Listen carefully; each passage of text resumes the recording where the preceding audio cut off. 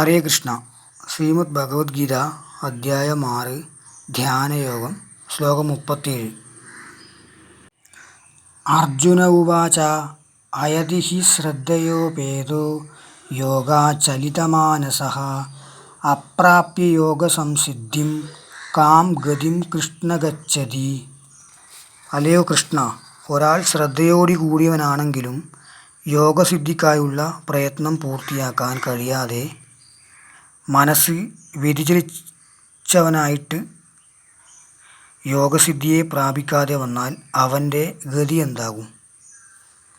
അയതി ശ്രദ്ധയോപേതോ യോഗാചലിതമാനസഃ അപ്രാപ്യ യോഗസംസിദ്ധിം കാം ഗതിം കൃഷ്ണ ഗച്ഛതി. ധന്യവാദ.